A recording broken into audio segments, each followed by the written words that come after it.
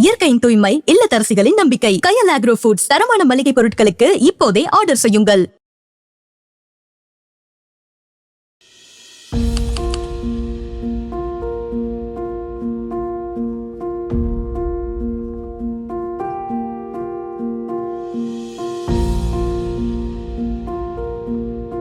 இந்த தலைவர் இது மாதிரிலாம் பண்றாரு அவரு முகசால்னு அப்படியே வைராகமாங்கிறாரு. அப்பா நாங்க என்னப்பா பண்றது? நாங்க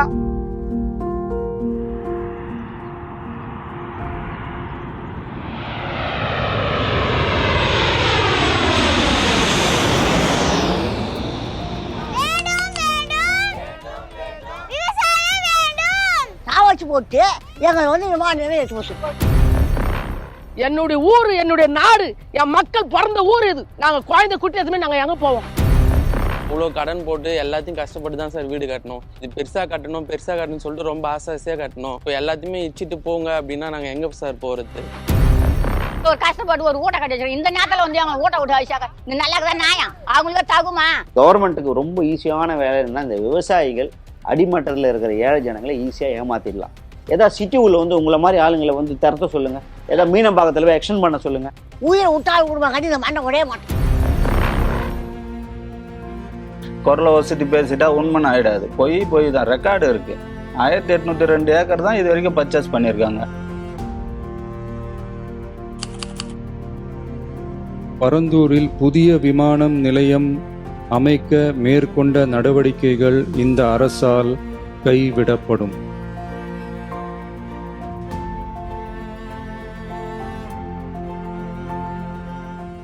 விகடன் நேயர்களுக்கு வணக்கம். 5740 ஏக்கர் பரப்பளவில் பரந்தூர் பசுமை வெளி விமான நிலையம் அமையவிருந்தது. அந்த திட்டத்தை கைவிடப் போவதாக தமிழக முதலமைச்சர் விஜய் அவர்கள் சட்டமன்றத்தில் அறிவிச்சிருக்காரு. இந்த திட்டத்தை எதிர்த்து 1000 நாட்களுக்கு மேலாக ஏகனாபுரம் கிராம மக்கள் போராடிட்டு இருந்தாங்க. அந்த மக்கள் மிகப்பெரிய மகிழ்ச்சியில இப்போ இருக்காங்க.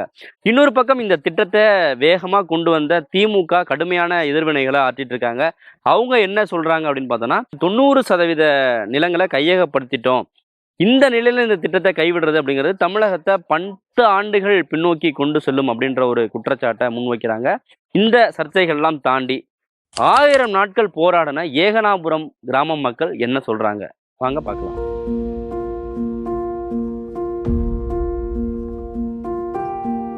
கடந்த 2019 வருஷம் அதிமுக ஆட்சியில் இருக்கும்போது இந்த திட்டத்தை வந்து ஒரு வரைபடம் ஒன்று ரிலீஸ் ஆச்சு. அப்போது வந்து நாங்கள் எல்லாரும் கிராம மக்கள் எல்லாரும் சேர்ந்து அப்போதைய மாவட்ட ஆட்சித்தலைவராக இருந்த திரு பொன்னையா அவர்களிடம் ஒரு மனு கொடுத்தோம். இது மாதிரி வரைபடம் வெளியாக இருக்குது, இந்த திட்டத்துக்கு நாங்கள் வந்து எதிர்ப்பு தெரிவிக்கிறோம். கிராம மக்களை வந்து கலந்து ஆலோசிக்காமல் ஒரு திட்டத்தை கொண்டு வரக்கூடாதுன்னு சொல்லிட்டு அப்போதைய மாவட்ட ஆட்சித்தலைவர் பொன்னையா அவர்கிட்ட நாங்கள் சொன்னதுக்கு அவர் என்ன சொன்னாங்க, அந்த மாதிரி எதுவும் இல்லை, ஒரு வரைபடம் போட்டிருக்காங்க, அது மாதிரி திட்டம் அரசாங்கத்துக்கு இருக்கா இல்லை, அது திட்டம் அது மாதிரி அரசாங்கத்துலேருந்து வெளியே வரும்போது பார்த்து பண்ணிக்கங்க அப்படின்னு சொல்லிட்டாங்க. அதோட விட்டுட்டோம். ஒரு பெரிய அளவில் போராட்டம் பண்ணோம். அதோட அந்த திட்டத்தை வந்து அதிமுக கைவிட்டுருச்சு. அதோட கிடப்பில் போட்டுச்சு. அதுக்கப்புறம் 2021 திமுக ஆட்சிக்கு வந்ததுக்கப்புறம் அந்த திட்டத்தை வந்து மறுபடியும் கையில் எடுத்துட்டாங்க.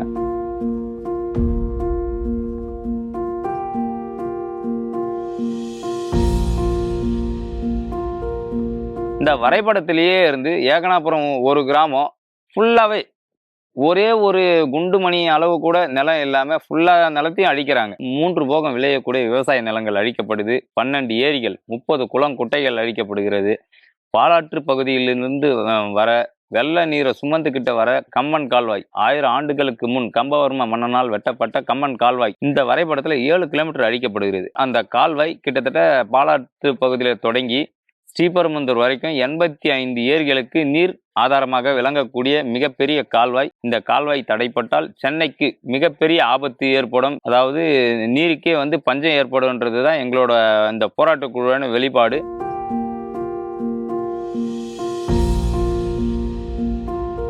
அரசாங்கம் வந்து கிராம மக்களை கூப்பிட்டு முதல்ல இந்த திட்டம் வரும்போது ஒரு கருத்து கேட்பு கூட்டம்னு ஒன்று 2021 லாஸ்ட்லேயே எப்போ போட்டாங்க. அப்போ வந்து நாங்கள் அந்த கருத்து கேட்பு கூட்டத்தில் கலந்துக்கிட்ட 13 கிராம மக்களும் ஒத்த குரலாக எல்லாருமே இந்த திட்டத்தில் எங்களுக்கு யாருக்கும் உடன்பாடு இல்லை, இதை பற்றி நாங்கள் விவாதிக்க ஆரம்பிக்கலைன்னு சொல்லிட்டு எல்லாருமே நாங்கள் கருத்து கேட்பு கூட்டத்திலேருந்து நாங்கள் வெளிநடப்பு செய்கிறோம். இந்த திட்டம் வந்து எங்களுக்கு தேவையில்லைன்றது 13 கிராம மக்களும் ஒட்டுமொத்தமாக வெளியே வந்துட்டோம். வெளியே வந்ததுக்கப்புறம் என்ன ஆச்சுன்னா, திமுகவோட நிர்வாகிகளை கூப்பிட்டு உட்கார வச்சு அவங்க தான் கிராம மக்கள் மாதிரி இதை சித்தரித்து அவங்கெல்லாம் எல்லாரும் ஒத்துக்கிற மாதிரி ஒரு மாயை கிரியேட் பண்ணி மக்களிட கருத்து கேட்பு கேட்டுட்டோம், மக்கள்லாம் சந்தோஷமா ஏத்துக்கிறாங்கன்னு ஒரு பொய்யான செய்தியை வெளியே கொண்டு போயிட்டாங்க. அதுக்கப்புறம் பல கட்ட போராட்டங்கள் நடத்தணும். முட்டை அடிக்கும் போராட்டம், பிச்சை எடுக்கும் போராட்டம், நீரில் இறங்கி போராட்டம், அது மாதிரி பல கட்ட போராட்டம் நடத்தணும். எந்த போராட்டத்துக்குமே செவி சாய்க்கல அரசாங்கம். குழு ஒன்று அமைக்கிறோம், அந்த குழு என்ன அறிக்கை கொடுக்குதோ அதன்படி நடக்கலாம் அப்படின்னு சொல்லிட்டு திரு மச்சேந்திரநாதன் அவர்களுடைய கமிட்டி அமைச்சாங்க. அந்த கமிட்டி அமைச்சு அந்த கமிட்டி வந்து ஃபுல்லாக கம்ப்ளீட்டாக எல்லாத்தையும் எடுத்து இந்த இடத்துல விமான நிலையம் அமைக்கக்கூடாதுன்னு ஒரு அறிக்கை தயார் பண்ணாங்க. அந்த அறிக்கையை அப்போ திமுக அரசு வெளியிடலை. வெளியிட வேணும்னு நாங்கள் பல ஆர்டிஐயில் கேட்டோம். அது வந்து நாட்டோட வளர்ச்சி கருதி வெளியிட முடியாதுன்னு சொல்லிட்டாங்க. நாட்டோட வளர்ச்சின்னா மக்கள் எல்லாரையும் பாதிச்சுட்டு நாட்டோட வளர்ச்சின்றது இந்த ஒன்றும் புரியல.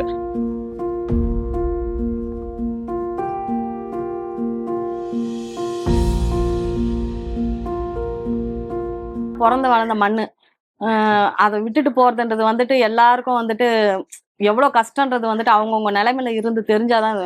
இப்போ வந்து நாங்க சட்டசபையில் நடக்கிறத பார்த்துன்னு தான் இருக்கோம். நேற்று வரைக்கும் விவாதம் பார்த்தீங்கன்னா அந்த அளவுக்கு இருந்துச்சு. டிஎம்கே சைட்ல இருந்து அவ்வளோ ஒரு இது இருந்தாங்க. ஒன்றும் இல்லை, ஒரே ஒரு சின்ன எக்ஸாம்பிள் சொல்றேன், எல்லாருக்கும் புரியும்னு நினைக்கிறேன். படிச்சவங்க கண்டிப்பா பாத்தீங்கன்னா புரியும். 5 வருஷம் ஒரு ஆட்சியில இருந்துட்டு அவங்க ஆட்சி இல்லைன்னதும் அவங்களால வந்துட்டு எந்த அளவுக்கு அவங்க எஃபெக்ட் ஆகுறாங்க. அதே நிலைமைங்க தாங்க. ஒரு 5 வருஷம் ஆட்சிக்காகவே அவங்க அவ்வளோ போராடும் போதோ அவ்வளோ இது மனசு கஷ்டப்படும் போதோ, அப்போ காலங்காலமா நாங்க இங்க வளர்ந்து நானே ஒரு 15 வருஷத்துக்கு முன்னாடி தாங்க மேரேஜ் ஆகி வந்தேன். என்னாலேயே இந்த மண்ணு விட்டு தர முடியல. மாமியார்லாம் பாத்தீங்கன்னா இங்கேயே பிறந்து இங்கேயே வளர்ந்து இந்த மண்ணிலேயே தான் இருந்துட்டு இருக்காங்க. அப்ப அவங்களுடைய மன சூழ்நிலை நினைச்சீங்களா? இதுல எவ்வளவு பேர் தெரியுமா எங்க ஊர்ல பாதிச்சிருக்காங்க. போய் ஃபங்க்ஷன்லாம் பார்த்தோம், எங்க போனாலும் அது ஊர் கிடையாது. என் குழந்தைங்கள்ட்டையும் நான் போய் எந்தெந்த ஊருக்கோ பேட்டி கொடுத்துட்டு வந்தேன். விவசாயம் தான் பண்றோம், வேற எந்த கூலிக்கும் போல எங்க கம்பெனிக்கும் போய் எந்த இதுவும் பண்ணல. எங்க விவசாயம் மண்ணம் பேசிக்கிறோம். தங்கம் விளையிற பூமி இது. அந்த பூமியை நாங்க குத்துட்டு நாங்க எங்க ஓடி எடுத்துன்னு எங்க யாருன்னு பார்த்தேன். நாங்க தான் அரெஸ்ட் பண்ணி கிடக்குறோம்னா அந்த ஆடு மாடு வாயில்லா ஜீவனங்களும் இங்க பசியும் பட்டினியுமா தான் இருக்க வேண்டிய சூழ்நிலை. அந்த மாதிரி அங்க அரெஸ்ட் பண்ணியிருந்தாலும் எங்க ஆடு என்னாச்சு மாடு என்னாச்சுன்ற மாதிரி நிறைய மனநிலை. 4 வருஷம் நாங்க படாத கஷ்டம்லாம் பட்டோம். பிச்சை கூட எடுத்தோம். அந்த கலெக்டர் அம்மா நான் காப்பாத்துறேன்ட்டு வீடியோ அந்த ஆபீஸ் ரூம்பெல்லாம் மொத்தத்தை இச்சு கிடச்சிட்டு ஊரை நான் காப்பாற்றி தரேன்னு அந்த அம்மாவும் செத்துட்டாங்களா உயிராகிறாங்களோ தெரியாது. நாங்க இருக்கிறோம். இலங்கை தமிழர்களோட வாழ்க்கையை விட எங்களோட 13 கிராம மக்களோட வாழ்க்கை படு மோசமான வாழ்க்கை இந்த 5 வருஷமா. அதாவது வந்து இப்போ பாக்குற மாதிரி இல்லை இந்த கிராமங்கள்லாம். எங்க 13 கிராமத்தை சுத்தியும் ஒரு 10-12 இடத்துல பேரிகார்டு போட்டு செக் போஸ்ட் போட்டாங்க. எல்லா இடத்துலயும் காவல்துறையினர் குவிச்சுட்டாங்க. யாருமே வெளியால் உள்ள வர முடியாது. ஊருக்காரங்க வெளியே போனோம்னா ஆதார் கார்டு காட்டணும். ஊருக்காரங்களே எங்க ஊருக்கு நாங்க வரணும்னாவே ஆதார் கார்டு காட்டிட்டு வரணும். வந்து நிறுத்தி செக் போஸ்ட் போட்டு வரணும். எங்களோட போராட்டத்துக்கு உங்களை மாதிரி பத்திரிகையாளரோ சரி ஒரு தலைவர்களோ சரி யாருமே வர முடியாது. எல்லாருக்குமே வந்து அப்படியே இதை திருப்பி அனுப்பிச்சிருவாங்க. பர்மிஷனே கொடுக்கறது இல்லை. எங்களை வந்து ஒரு தீவு போல தனிச்சு விடப்பட்டோம். ஒரு நாள் நைட்டு எங்க வீட்டுல வந்துட்டு சுச்சுவேஷன் சரியில்லை, ஹாஸ்பிட்டல் போக வேண்டிய சூழ்நிலை. நாங்க வெளியில போயிட்டு வரங்கட்டையுமே பாத்தீங்கன்னா அத்தனை இடத்துல செக்அப். நீங்க எங்க போய் வரீங்க, எதுக்கு போய் வரீங்க? ஒரு ஹாஸ்பிட்டல் போறது கூடவாங்க ஒரு சுதந்திர இந்தியா தான் பேரு. ஹாஸ்பிட்டல் போறது கூட நாங்க அவ்வளவு கஷ்டப்பட்டோங்க. சொல்ல முடியாத துயரம். அதாவது வந்து நிம்மதியா வந்து சாப்பிட முடியாது, தூங்க முடியாது.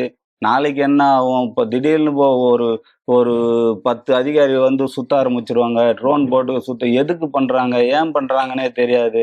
இப்படி ஒரு மன உடைச்சலே ஒரு நிமிஷமும் திக்கு திக்கு திக்கு திக்குன்னே வச்சுட்டு இருந்தாங்க. எவ்வளோ கஷ்டத்தை கொடுத்தாங்க.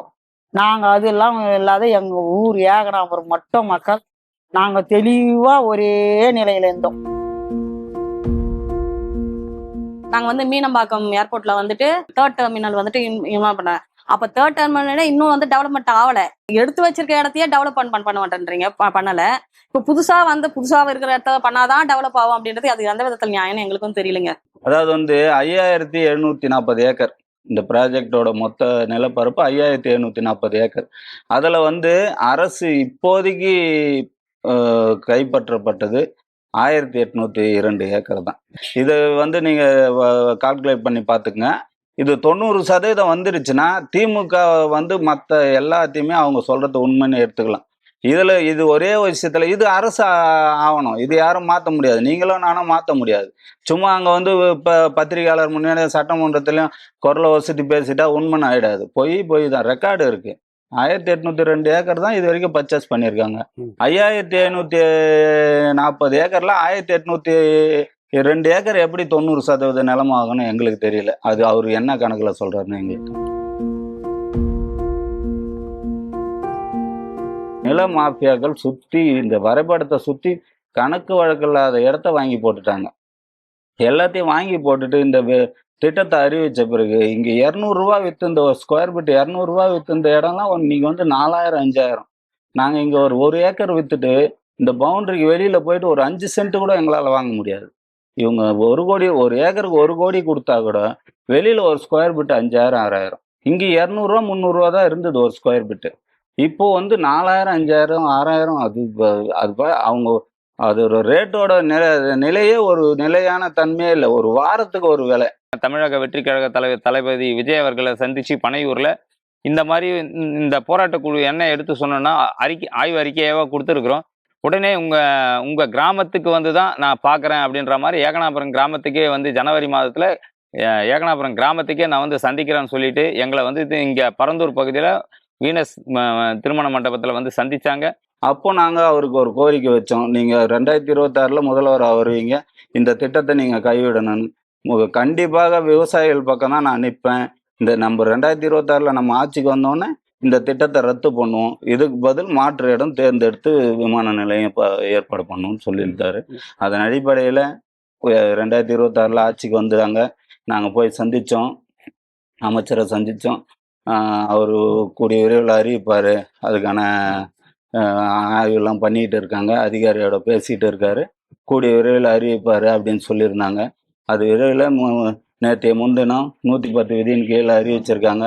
அதை பார்த்து எங்கள் கிராம மக்களே இன்னைக்கு அளவில்லாத சந்தோஷத்தில் மூழ்கி இருக்குங்க. எங்களுக்கு சந்தோஷம் அம்மா ஆச்சு. எங்கள் விஜய் சார் புண்ணியம் கையெடுத்து போமணும். அவர் வந்து இல்லைன்னு சொன்னது எங்களுக்கு ரொம்ப சந்தோஷம். நாங்கள் இனிமேலுக்கு போக மாட்டோம், வீட்டை கட்டி இங்கே தான் வாழ்வோம். இந்த இடத்த விட்டு நவர மாட்டோம்.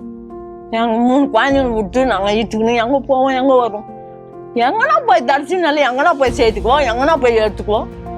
நாங்கள் சொந்தமான என் நிலத்தை விட்டு நாங்கள் இல்லை எதுவும் இல்லாமல் வீடு இல்லாத வாசல் இல்லாத கழிந்துக்காலனால நீர் இல்லாத கிடக்குது. எல்லாத்தையும் வச்சுக்கிறோம். இதே வந்து ஸ்டாலினி வந்திருந்தாருன்னா நாங்கள் எப்போ நேரம் எல்லா வேலையும் முடிஞ்சுக்கிட்டு இருக்கோம். நாங்கள் எங்கெங்க திருவோடு எடுத்துக்கணும், பிச்சை எடுத்துக்கிட்டு தான் போயிருக்கணும். நாங்கள் இந்த ஊரை விட்டு எங்கே போய் என்ன பண்ண முடியும்? வயசான காலத்தில் ஒன்றுமே பண்ண முடியாது. எங்களுக்கு ரொம்ப சந்தோஷம்பா. எங்களுக்கு கை இருக்குது, எல்லாமே இருக்குது. என் ராஜா வந்து எங்களை காப்பாற்றிட்டாருப்பா, போதும்பா.